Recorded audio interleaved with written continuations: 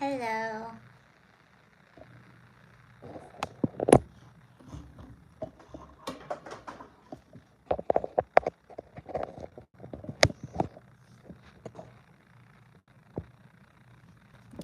Okay, hello if you're watching.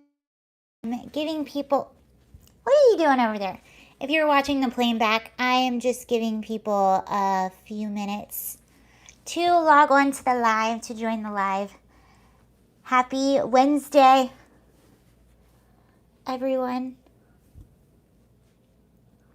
Hello, welcome.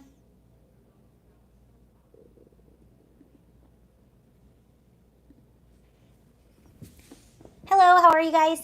Welcome. I just got on, so I'm just giving people a moment to join in. Hello. Thank you guys for joining. Hi. Oh, cool. We already got a few people. What's up, guys? Hello. You didn't do it. Good to know, because I was suspecting you. No, this story is pretty crazy. Peace. I grew up in Georgia, and I actually didn't even know what the Guidestones were until I moved out of Georgia. I never heard of them. But it's pretty wild. There's a lot of conspiracy theories around them, so I figured we would talk about a little of that. Hi, Wes. How are you? Hello, everyone. Thank you for joining. We'll get started in just a moment. It's happening, isn't it? I don't know, but we'll talk about what happened with the Guidestones and then look into what the Guidestones are and some conspiracies around them, because a lot of people think that it's sort of a guide for globalism and the New World Order, which is interesting. Again, I grew up in Georgia. You grew up in Savannah. I grew up in Gwinnett County. It's a suburb right outside of, about 15 minutes outside of Atlanta. And we definitely had a lot of urban legends because of just the history that is Georgia, the Civil War, just everything that happened in Georgia. Lots of urban legends. But I never knew about the Guidestones until actually a few years ago. You live in Columbus. Okay. Well, I guess we can go ahead. Home of Stone Mountain, yes. And if you know anything about Georgia, or if you grew up in Georgia, it is a tradition to go to Stone Mountain. I used to go there every summer. I've been there a bunch. And Stone Mountain, it's actually the largest Confederate monument in the U.S. So clearly it has a lot of controversy. And there is a mural. Basically, it's not even a mountain. It's a huge chunk of granite that is sticking out from the ground. It looks like a mountain, but it's actually a big rock. And the whole thing is granite, and there is a huge mural basically etched into the side of it of a few soldiers. Who are they exactly? I know it is. Who is on Stone Mountain? I know who it is, but I'm afraid if I start saying it out loud, or if I start saying it on this live, I'm going to say the wrong person. I think let me know if I'm correct. I think it's Robert E. Lee. Yeah, they're all Confederate soldiers. So that's why it's really controversial. But if you actually watch the laser show, it's a really beautiful show. And at the very end, they show the soldiers surrendering their swords. One of them, it's really beautiful. The laser show, it has a bunch of music, and then the lasers do all kinds of like animations, I guess you could say, on the side of the mountain, and it's really fun. You go there in the summer, you get a blanket, a picnic basket, and you just sit there and watch the laser show. Our tradition was we would always get a bucket of KFC chicken. I guess it's like Southerners and their fried chicken. But you watch the laser show. At the end of the laser show, actually, so you see one of the Confederate soldiers. They realize they lost, or they surrendered. So he takes his sword and he breaks it. And as the sword is falling, it actually turns into the north and south. And then it comes together, and it's beautiful. But yes, because, there are a lot of monuments and statues that were destroyed or taken down over the past few years. And Stone Mountain, for a while now, has been a big controversy. But a committee in Stone Mountain did get together and they said, you know what, we're not. Some people wanted the mural blasted off the side of the mountain. Like, this is what they wanted. But a committee around Stone Mountain said, we are not going to take anything away. What we will do to compromise is add. So they're adding plaques and other things to give, I guess, more context and more information about the Civil War. But again, like, if you actually look at, if you watch the laser show, it is not a celebration of any sort of like Confederacy. It's just kind of memorializing the war and what happened and all of that. Did the Confederates have lasers? I don't think so. All right, let's look at what happened. So, Georgia Guidestones. Wait, where's this? All right. I don't think they should have taken down history. No. And that was the argument of the committee, and I'm glad they made this decision. They said, we will not take anything away. We're not taking anything down. We're not taking anything away. What we will do is add. And I think that was the correct decision. Plus, how expensive and how dangerous it would be to blast this off the side of a mountain. I mean, it's huge. Okay, so Georgia Guidestones, America's Stonehenge, damaged in apparent explosion. The mysterious Georgia Guidestones have sustained significant damage after residents reported hearing a thunderous explosion near their location. The Georgia Bureau of Investigation told reporters that preliminary information suggests someone used an explosive device to damage. Oh no, my article just stopped. Hold on. I got another one for you. Okay, so basically this happened last night at about 3 or 4 a.m. where residents heard the explosion.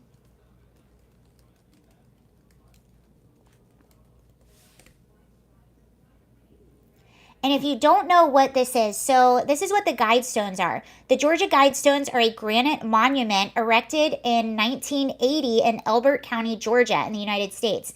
A set of 10 guidelines is inscribed on the structure in 8 modern languages, and a shorter message is inscribed in the top of the structure in 4 ancient language scripts.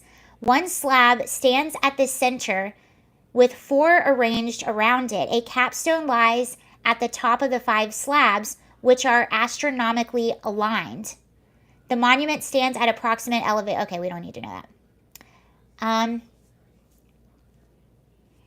In June 1979, a man using the fake name of Robert C. Christian approached the Elberton Granite Finishing Company on behalf of a small group of loyal Americans and commissioned the structure.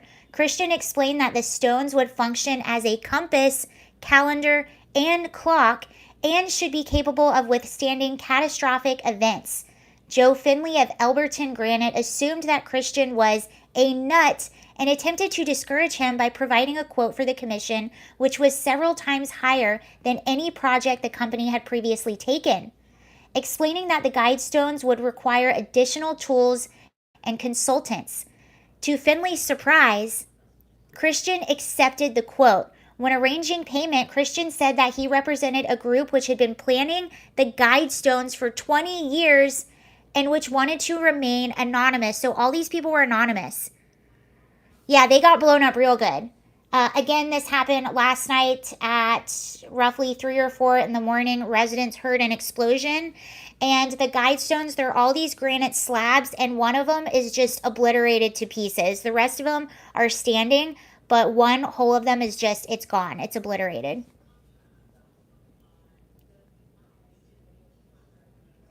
On March 22nd, 1980, the monument was unveiled before an audience variously described as 100 or 400 people. Christian later transferred ownership of the land and the Guidestones to Elbert County. In 2008, the stones were defaced and graffiti with slogans such as "Death to the New World Order." Wired magazine called the defacement a series of acts of vandalism Oh, no, Siri. Siri caught me. Okay.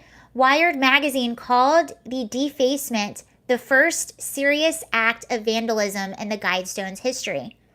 In September 2014, an employee of Elbert County Maintenance Department contacted Federal Bureau of Investigation when the stones were vandalized with graffiti, including the phrase, "I am Isis, goddess of love." This is so weird. Candace Taylor, a minor candidate in the 2022 Republican nomination for governor of Georgia, made the destruction of the Guidestones one of her campaign pledges, claiming there was satanic evil. John Oliver satirized Taylor's pledge to destroy the Guidestones in his web-exclusive Rocks last week tonight, which was uploaded May 29th, 2022. The stones were severely damaged on July 6, 2022, with nearby residents reporting hearing and feeling explosions at around 4 a.m. Okay, so a lot of people were thinking that this was built sort of in response to the Cold War. And again, these were supposed to be like instructions in case anything catastrophic came, instructions in humanity. I'm going to read you the 10 instructions right now, or the 10 inscriptions.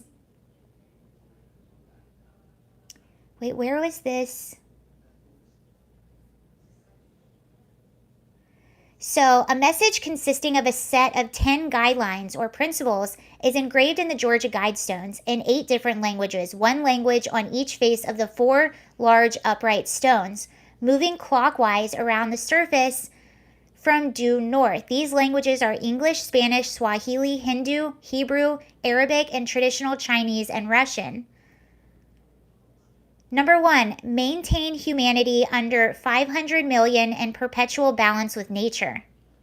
Number 2, guide reproduction wisely, improving fitness and diversity. Tell me that doesn't sound like eugenics. Number 3, unite humanity with a living new language. Number 4, rule passion, faith, tradition, and all things with tempered reason. Okay, I agree with that. Number 5, protect people and nations with fair laws and just courts. Agree with that. Number 6, let all nations rule internally, resolving external disputes in a world court. Okay. Number 7, avoid petty laws and useless officials. Number 8, balance personal rights with social duties. Number 9, prize truth, beauty, love, seeking humanity with the infinite. 10, be not a cancer on the earth. Leave room for nature, leave room for nature.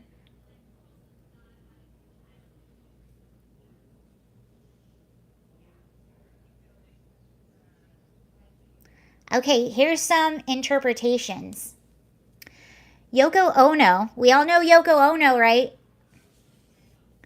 Yoko Ono said the inscribed messages were a stirring call to rational thinking, while Wired stated that unspecified opponents have labeled them as the 10 Commandments of the Antichrist.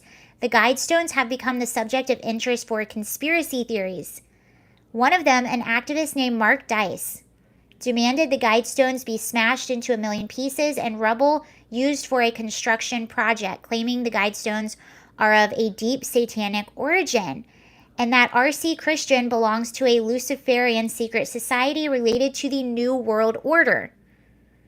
At the unveiling of the monument, a local minister proclaimed that he believed the monument was for sun worshippers, occult worship, and for devil worship. Conspiracy theorist Jay Widener said that the fake name of the man who commissioned the stones, R.C. Christian, resembles the Rose Cross Christian or Christian Rosenkreutz, the founder of Rosicrucian order.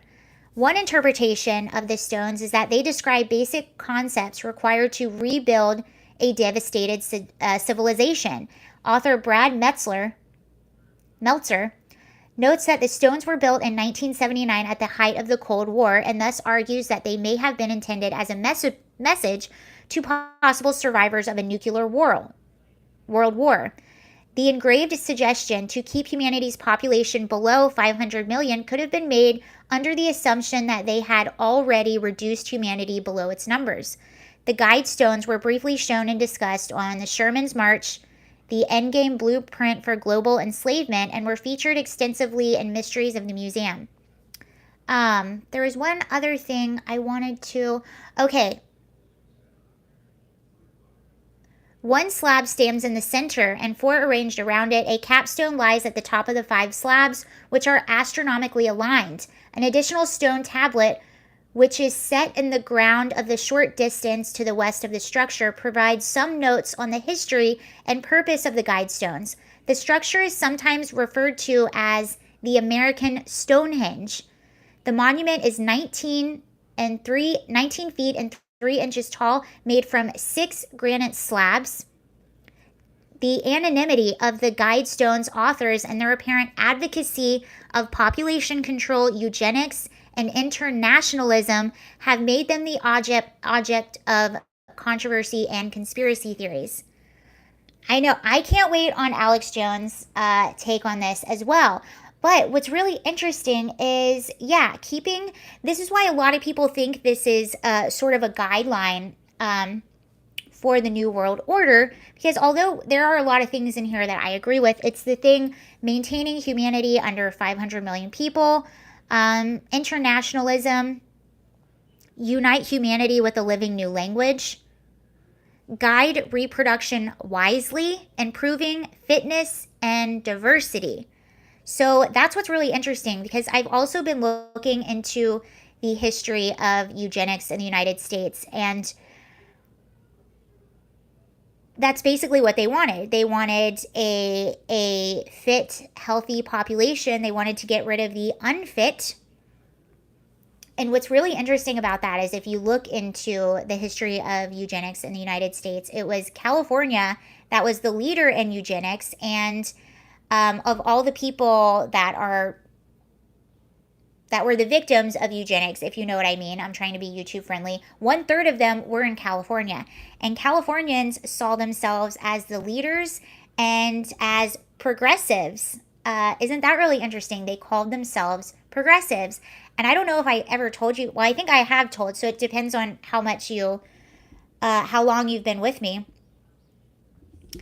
And I used to work at a place called, the Georgia Guidestones are said to be the American Stonehenge, and there was an explosion there last night, and they do know that it was a deliberate explosion, like someone put explosives there. So this was deliberate.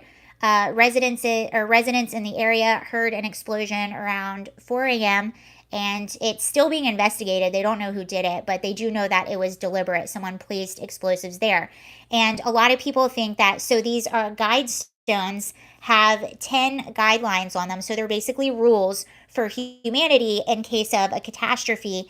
And a lot of people think that these are rules for the New World Order, because they have things like maintain a healthy humanity under 500 million people, guide reproduction wisely, unite humanity with a living language, all kinds of stuff. So I was talking about, but I was telling them that I have recently been studying a little bit of eugenics in the U.S. So I used to work this was in Virginia a long time ago, but I used to work for a place called the Commonwealth Center for Children and Adolescents. And you can look this up on the internet. It's all there. And that was a state-run psychiatric hospital for children and adolescents, which means that we would get kids in crisis, stabilize them, and then send them back out to more permanent housing, whether it's back home or maybe a private facility. But it used to be called, it used to have a different building, and it had a different name. The name of this place used to be the Desjarnett Center. And they changed the name because they probably wanted to separate from the original person who was in charge of the Commonwealth Center. So Dr. Desjarnett, who owned the Desjarnett Center, who was in charge of the Desjarnett Center, was a big eugenics person and was known to sterilize patients that came in there. He actually had the comment, you can look this up as well. So not a lot of people don't know this either, but Hitler was actually inspired by the eugenics movement in the United States. And Dr. Desjarnett was quoted as saying, Hitler is beating us at our own game. He is way more progressive. That was Dr. Jajarnik in Virginia.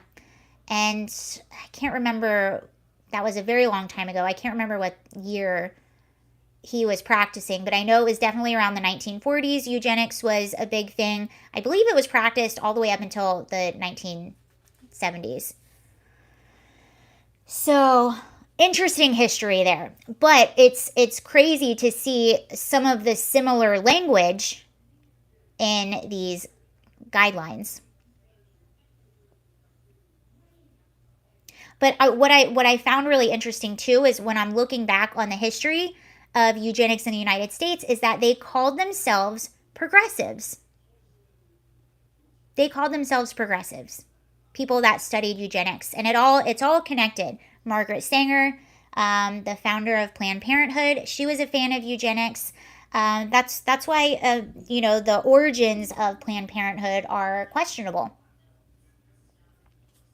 I often said I find it really, really interesting. Like, I'm obviously not. This is obviously not. It's just a mere irony. But I find it so ironic that California is now. So back in the day, California was the leader in eugenics, and saw themselves as progressive for it. And you can't help but notice the irony of California back in the day being the leader in eugenics. By the way, all this stuff, you can look all this stuff up. It's really fascinating. But what's really interesting is that, California was the leader in eugenics back in the day. They called themselves progressive. And now, fast forward today, now they are going to be a sanctuary for abortion. And they are going to be a sanctuary for transitioning youth. And we do know that a lot of these medical procedures and puberty blockers that are given to young people that are transitioning genders, a lot of them can cause sterilization. So it's just I couldn't help but think about that when I'm going down this history of eugenics in the United States and where California stood, about how they were the leader of eugenics back in the day, and now they're going to be a sanctuary of for abortion and transitioning youth under the guise of being progressive. It's just, you can't help but not notice that irony. I'm not accusing anyone of anything. I'm just saying. And when you see the language, and when you see that even in Germany, so in Germany, one of the ways that Hitler was able to manipulate people into believing in his plan was that he said that it was medically backed, that this idea of eugenics that he had, and we know what I'm talking about, right? So this idea of eugenics that Hitler had, he was able to manipulate people into believing it by saying that it was medically backed and it was science. Like, crazy when you look at all of this language. Anyway, I went off on a little thing there. So that's what we know about the Guidestones.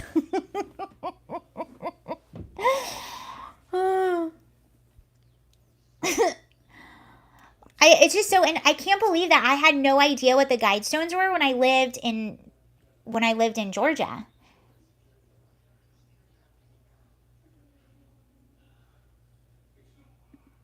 Eva's laying on my bed and she's snoring right now.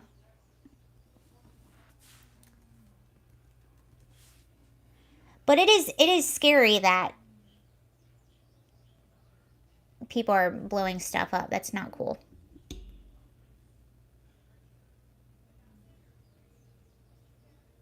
Oh, now you're being slow?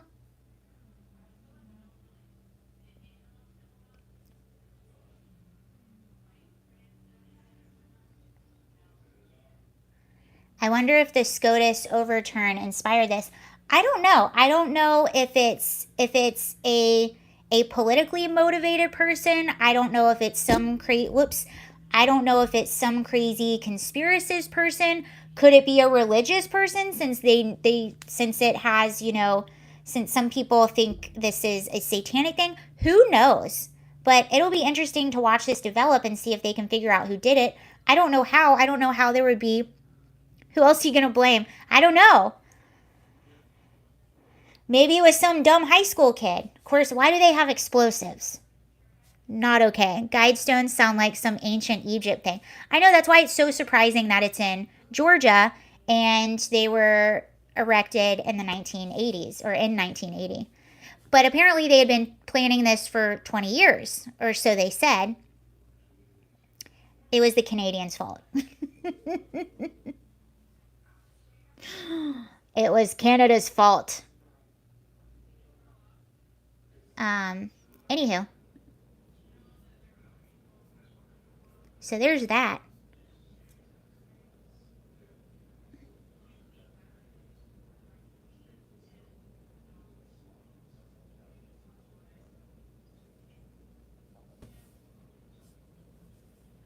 Wait, I didn't read that comment. Was it there's a trend to not make these one-off events, political?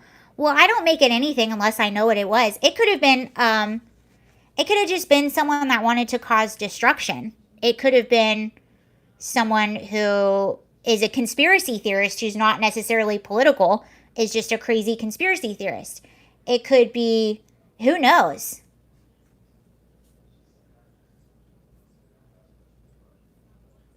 Okay, now I have, just to lighten things up, I just thought this story was funny.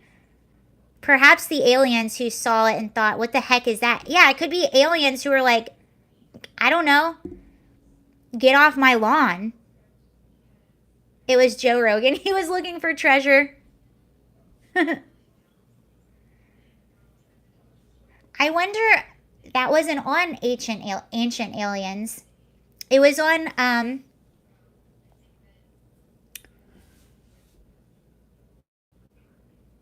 it was on Mysteries at the Museum. Museum Mysteries. Mysteries at the Museum?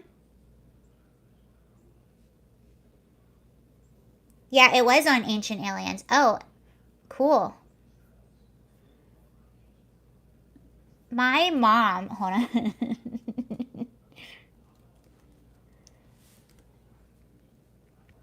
My mom has this rare blood derivative, and that was on Ancient Aliens because there's all kinds of conspiracy theories around this blood derivative.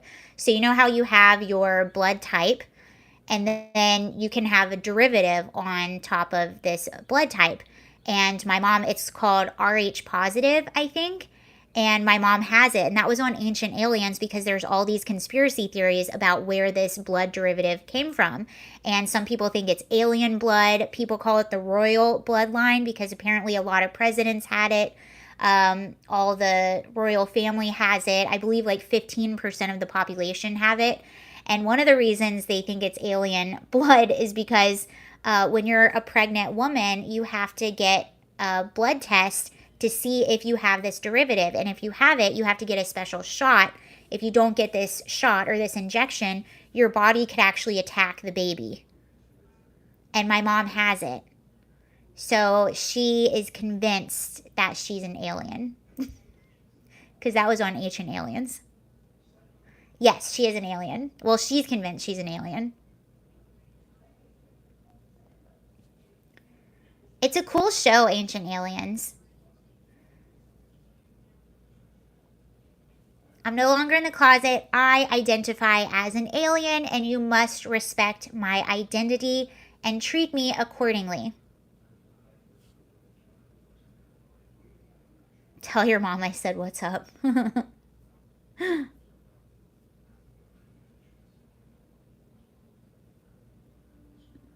Okay, this is kind of a funnier, lighter story, but I just thought it was funny. Okay, we're going from Stonehenge to Woke Coffee Shop in Philadelphia because can't imagine a better transition. No, we're going from Stonehenge to aliens to a coffee shop in Philadelphia. All the same thing, really. So is it a jump? I don't think so. a, a coffee shop in Philadelphia known for its LGBTQ brand identity closed its doors after employees revolted against the owners and demanded that they redistribute the company. It doesn't get better than that, does it? Mina's World, located in the neighborhood of West Philadelphia, born and raised, was characterized by Bon Appetit as a business that doubled as a hangout spot for people of marginalized identities. Sanam Parikh, who ran the company alongside partner and co-owner Kate Eggart, told the outlet that Mina's World was the city's first coffee shop that was owned and operated by queer trans people of color. The pair had named the company after their cat. That's cute. I would name a coffee shop after Eva for sure. Parikh blasted other coffee shops for neglecting to protect their Black and trans employees and allow customers to enjoy coffee in a space that was not whitewashed. However, as chronicled by the Philadelphia Inquirer and Libs of TikTok, Parikh and Eggart are now facing similar allegations. Oh, how it could be. I could start a cat cafe. They have cat cafes where you basically pay to get like a tea or a coffee, and then you can sit and hang out with cats. But Eva wouldn't be able to do that because not only would she attack the other cats, she would attack all the customers that come in. So I could name it afterwards, after her, but she couldn't be there. Otherwise, I would just be swallowed in lawsuits.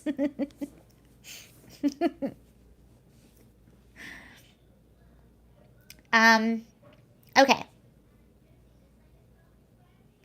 And this, to be honest, I think this has to go back with a mentality, because when you are building your company, they're almost building it on a grievance. But let's read more. Okay. An Instagram page called Mina's World Workers began posting accusations against the ownership last month, claiming that they had subjected workers to manipulation, abuse of power, exploitation, anti-Blackness, ableism, and other charges summarized in a list of grievances.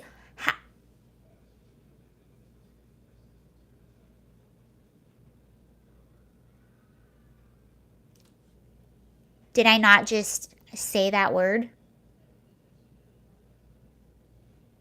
I just said that word. I'm reading this with you. I didn't read it ahead of time. I wanted to read it with you, and I just said that word. This is how well I know the woke.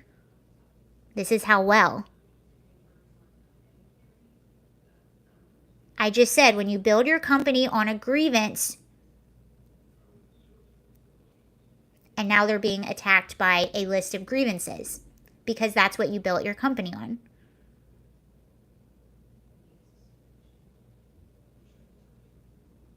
I just surprised myself, but I shouldn't be surprised. I know them. The employees demand. By the way, I'm not talking about any marginalized group. I'm talking about the people that live with this mentality of the grievance, that people that have the woke mentality. That's what I'm talking about. I'm not talking about any group of sexual orientation or gender identity or ethnicity. That's not what I'm talking about. I'm talking about people who have this woke mentality, which is across all spectrums, which is what these people built their company on, and now they're being eaten by it. Happens every time. An Instagram okay, let's start over again. I want to read this over again. An Instagram page called the Mina's World Workers began posting accusations against the ownership last month, claiming that they had subjected workers to manipulation, abuse of power, exploitation, anti-Blackness, ableism, and other charges summarized in a list of grievances. The employees demanded immediate payment and told the owners to redistribute the business. Eggart and Parikh apologized in an Instagram video, which has since been removed from the Mina's World account. We are going live as a part of a radical accountability process. We are complicit in the... It's too good. Okay, hold on. Let me get it together.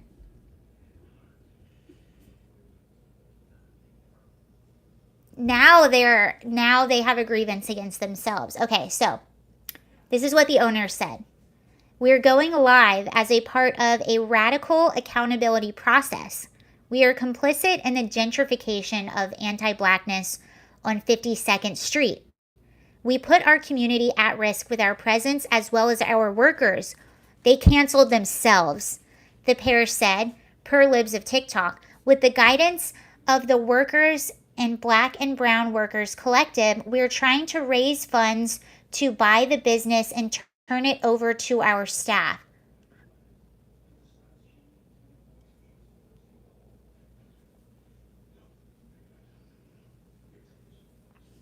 They canceled themselves. They basically said, we're guilty of everything we accuse everyone else of. That's us. Isn't that most of what it is? Isn't it typically like when people are so angry, when they're accusing everyone else, when they're pointing to everyone else, when they have a grievance with everything on planet Earth, isn't it usually some form of projection? It is typically a form of projection. That's what it is. That's why people who are comfortable and confident in themselves, it's one thing to criticize. It's one thing to criticize. It's one thing to constantly have a grievance with everyone and everything and say, you owe me this, you owe me that, you owe me this. A fair criticism is a fair criticism. Always having a grievance with something and thinking that the world owes you something, that is a form of projection. Or calling people names and pointing fingers. A criticism was one thing. Calling names, pointing fingers, that's quite another. Because a criticism comes with actual thought and an actual counter. Okay. Days later, the building that hosted Mina's World was listed for sale. According to the workers, Kate's mother, Yoonju, was the owner of the building as well as an 18% owner of the company. The workers claim that despite Parikh and Eggert's best efforts, she refused the request to redistribute the business. The workers attempted to raise $200,000 via GoFundMe to purchase the building as well as the share of the business allegedly owned by Eggert's mother. They managed to raise over $11,000 by July 6th. In early July, however, Mina's World said it did not have enough money to continue operating and closed its doors. Mina's World failed despite substantial... Oh, this is interesting. Mina's World failed despite substantial media attention since its opening in 2020. Eater lauded the business for selling crispy spinach and onion. What's a pakora? Pakora? Creative chai lattes and ceramic incense holders made by local artists. Even as it remained a safe, inclusive culture that prioritized fair worker pay, Complex mentioned Mina's World as a lovely and queer and trans owned, praising its ability to sell artwork and books from people in their community and make a lot of their own handmade recipes. That actually sounds just fine. That sounds like really good. So what happened? Yes, at Libs of TikTok commented the owners still appear to be cannibalized by their own fellow activists. Eggert and Parikh's surrender to the outrage shows a point. Okay, here, this will be good. Because I still don't understand what actually happened. Did they underpay their workers? Or sometimes you get so addicted to having grievances, you will find a grievance even when there is no grievance. Have you ever been someone who, I've had to personally work through this in my own life. I'm a natural worrier. I worry about everything. If there's nothing to worry about, I will make something up to worry about. That's almost like these people. They have to have a grievance. In order for their ideology to survive, you always have to have a grievance in anything and everything. So when there's not a grievance, you have to make one up and then fight for justice and burn it all down and redistribute. Okay. This should be good. Eggert and Parikh's surrender to the outrage shows a point proven again and again. No matter how many times you bend the knee to the mob, you will never be able to adhere to their insatiable standards for progressive enlightenment. No matter how much of an ally you are, you will never be safe from becoming just another trophy head on the wall of wokeism. That is so true. That is so true. Hold on, I want to read this quote. Most businesses that I've encountered and work for are diverse already, just by necessity, but not because they are actively trying to be good. Well-run businesses, generally speaking, are going to get a diversity of applicants with varying skills. This coffee shop wanted to focus on diversity and equality, but at the end of the day, it is still a business. The ideals that these people wanted did not match the reality of the world and the reality of business. The woke and the diverse employees just wanted more and more concessions, with the bosses wanting to appeal to the employees instead of actually running a good business. Yes. So everyone loses and everyone is out of a job now. It's the definition of get woke, go broke. That is so true. Yeah. It's very true.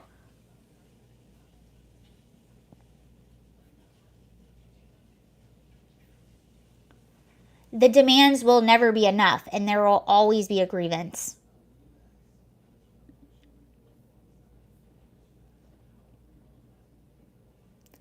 Did I see the woke activists glue themselves to the farmhouse? No, I didn't, but I'm not surprised. It was on Fox News Outnumbered. No, I didn't see that yet. I'll have to look at it. I'm not surprised. It's so funny because my mom was kind of a hippie and she used to do a lot of the sit-ins, like in the 70s or the 60s.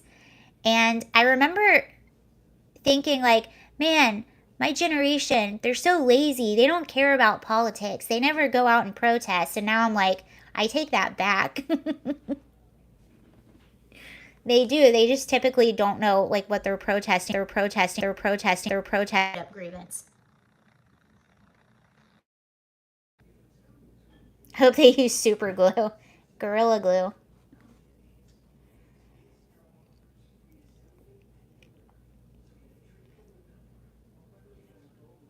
Hello, Brett. Two woke lefties having an argument is going viral. So funny. Oh, geez. Well, it's like the. Hello.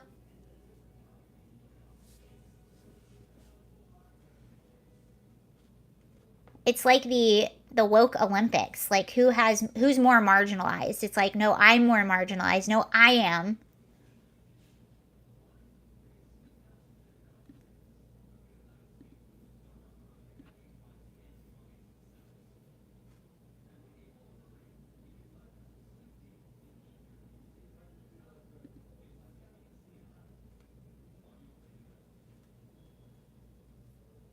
Okay, I wanted to touch on this a little bit because we talked about it yesterday. So, a few county officials in Texas were wanting to declare an invasion in Texas. So, Article 4, or Section 4, is it Article 4? Article 4, Section 4 of the Constitution says that the federal government has to guarantee the protection against an invasion. And an invasion can be an incursion with a bunch of people coming into an area, which is what, they're saying is happening. They have thousands of people that come over the border every single day, and it's really depleting a lot of these counties of their resources that are there for their citizens, and now their citizens don't have the resources that they need because all these resources are being used to manage what is happening at the border. So this is what happened. So what they were going to do is try to declare an invasion in Texas, and they were going to try to get Governor Abbott on board to make this declaration on a state level. So they had a press conference yesterday, and this is what happened with that. So officials from several border counties in southern Texas announced Tuesday that they were making an emergency invasion declaration to help them deal with the Democrat President Joe Biden's catastrophic border crisis. At least 4 Texas counties made the emergency declaration this week, including Kinney County, Goliad County, Terrell County, and Uvalde County. They said the move aligns with some conservative officials and activists who have privately urged Abbott to begin unilaterally enforcing federal immigration laws. Expelling migrants from the country would be unprecedented, but the state for the state, but justified, they argue, by the Biden administration's push to expand legal pathways for migrants to enter the country. Kinney County Judge Tully Shahan told reporters in Brackettville that part of the reason for making the declaration was because the nation needs to know that this is real, and the announcement was not a photo op. The Biden administration won't do a thing about it. They could stop using this. They could stop this thing this hour. They could stop it now. They don't have the guts. Along with not having the resources to deal with the massive influx of illegal aliens pouring into communities, officials said that the illegal immigration surge has resulted in crime and property damage.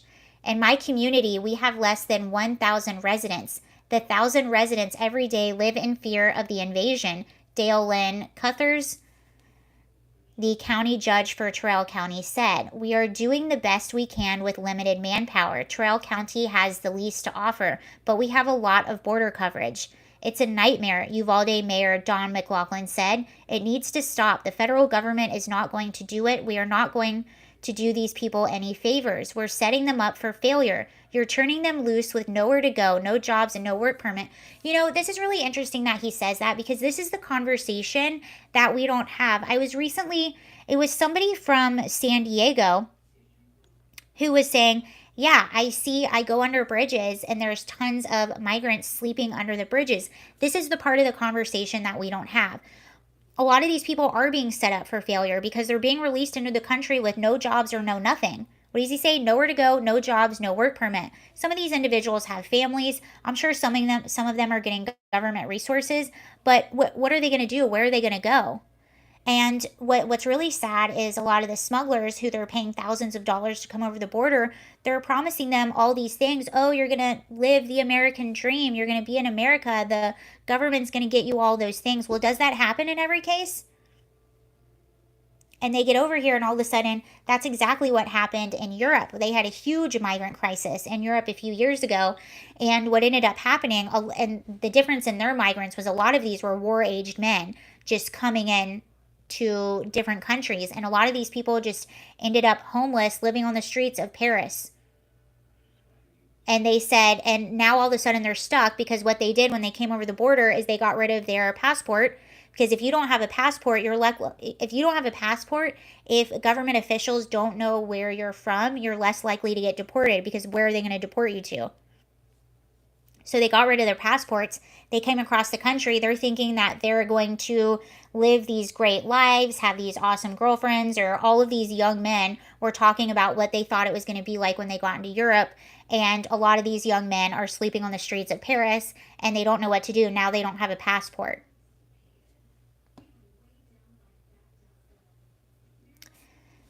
Ken Cuccinelli, former director of U.S. Citizenship and Immigration Services, said that using the self-help provision of the Constitution to declare an invasion gives the governor, decided similarly, the authority to repeal that invasion. Legal scholar Jonathan Turley told Fox News that he does not believe that declaring an invasion will do much. That is the thing. Like, okay, you can declare an invasion, and yes, it is in the Constitution, but we've already seen this administration not follow court orders. So, all they say in Texas, this dog won't hunt. They're relying on the guarantee clause of Article 4, Section 4, and that deals with an invasion, which is generally interpreted and long interpreted to mean an actual foreign invasion in the form of an army, an organized force. So that's another good point. There are several definitions of the word invasion, and one of them is being invaded by an armed force. Another part of that definition is having an incursion or a large amount of people entered a space. So that would also depend on how the court would interpretate the definition. That would be how the court interprets a definition of invasion, or it would depend on their interpretation of what an invasion is, which could be very possible that they're saying this isn't an invasion, which I personally don't agree with, but Texas Governor Greg Abbott has repeatedly slammed the Biden administration for its poor handling of the crisis on the southern border, which many have said is a direct result of the administration's policies. President Biden was warned in advance that reduced border enforcement could lead to dire consequences, and we have seen those dire consequences, said Abbott. The worst thing of all is the catastrophic death that we have witnessed. We saw this horrendous death occur in a truck in San Antonio earlier this week. It is heartbreaking. Yeah, I think it was, how many people passed away in that truck? Was it 50? It was a large number of people. It was at least 40. And it was a bunch of migrants that were being smuggled and all in the back of a semi-truck. Hold on, you might disappear for a second. Okay, you're still here. So yeah, they had this press conference yesterday and they are urging Abbott to make this declaration. But at the end of the day, what will that declaration do? Will it do anything? I don't know. And if it does, I mean, the Biden administration has already basically shown that they really don't care. They just don't care. So I don't know what will help it. Yeah, I mean, I would like to think it would do something. And I mean, it's good that they're having these press conferences or whatever, trying to get people to understand that this is real, what's happening on the border. It's surprising how many people that I will interact with who have no idea this is happening, or if you tell them it is, they'll say, no, it's not. There's no, the border isn't open. What are you talking about? So I will respond by giving them specific people to follow, people that are actually on the border, like Bill Malusian, Jorge Ventura, like all these people who are on the border filming every single day the reality of what's happening. Journalists who are actually going and doing their jobs, not just sitting in a studio telling you that it's not happening.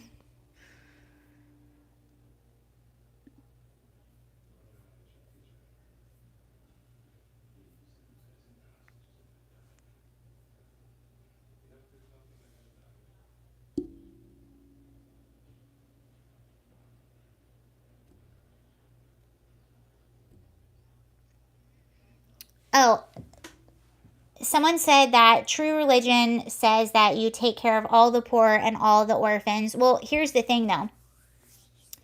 In the world, there are 700 million people who live under $2 a day. There are 1.9 billion people who live under $3.20 a day. None of those people are the ones that are coming over the border. So the poorest, the sickest, the elderly, those are not the ones that are coming over the border. The people that are coming over the border are the ones who are able to pay a smuggler thousands of dollars to get them over that border. They are the ones that are healthy enough to make the trek across Mexico to come over the borders. And they're the ones that are being smuggled by, like you said, the cartel. The sickest and the elderly and the most poor are not the ones that are, those are the ones that are being left behind in these countries. It's interesting. Tucker Carlson had an interview with, was it Guatemala? The president of El Salvador. And what he said was that mass migration did not help his country at all. And he said, for a long time in El Salvador, we failed our people. There was a lot of crime and there were no jobs. But now we are lowering crime and our economy we're getting it back together. And now all of our working aged people want to leave. So what is that? How does that help his country? It doesn't. And even the Dalai Lama himself said, to me, the southern border and the migration you're seeing on the southern border, it's not about helping anyone. It is just a huge scam. It's just a giant, big industry, and it's a big scam industry. It is a crime industry. That to me is all it is. Because these smugglers are, there's a documentary called America's Forgotten. It's a really good documentary, and it showed a coyote, if you will, selling a trip to the southern border by showing the Democratic primary debates when all the Democratic primary debater. This was when Kamala was on the stage and Joe Biden was on the stage, when Kamala was still wanting to run for president, saying that they were going to give all illegal immigrants free health care. And that was a selling point. So they basically tricked these people into giving them money and to taking the trek over. It's all about money. It's not about helping anyone. It's not necessarily about, maybe they think that they're going to have a better life. Maybe some of them do. I don't know. But I don't think the risk is worth taking that trip. And it's a dangerous trip. And many people lose their lives on that trip. Many people get assaulted and other bad things on that trip. So I don't think that having that border be open, I believe in taking in immigrants and I believe taking in the sick and the poor, but there's a safe process, a safe and legal process to do that. And what's happening on that border, in my opinion, is just one big crime industry. It's not about helping people. And whoever says it's about helping people, I think that's a lie.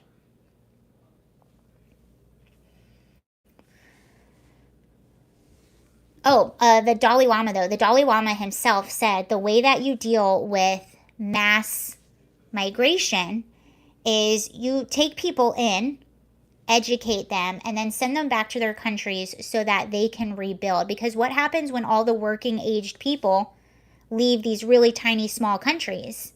And then who's left behind? You're sick, you're elderly, or you're criminals, or whoever.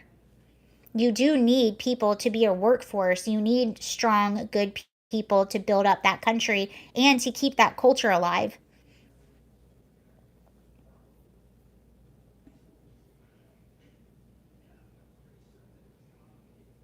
And I don't blame anyone for wanting to come to the US. I probably would too. And it's easy for me to speak because I'm from the US. But there's a right way to do it. My Eva.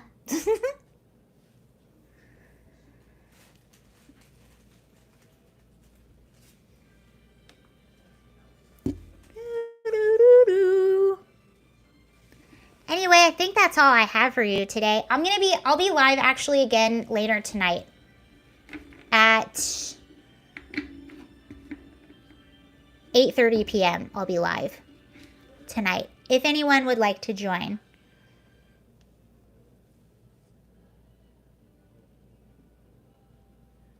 Your math professor was in like chief of the Zulu tribe? That's pretty cool.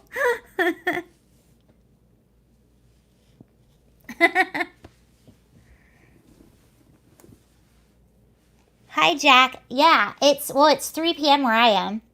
All right, but I'm going to go ahead and get off. Thank you guys so much for joining. And if you want to join again, I'll be live at 8:30 p.m. tonight. Be there or be square. He was to go back when recalled by the chief counsel. All right, thank you guys. It's 5-year time. Wait, where are you at?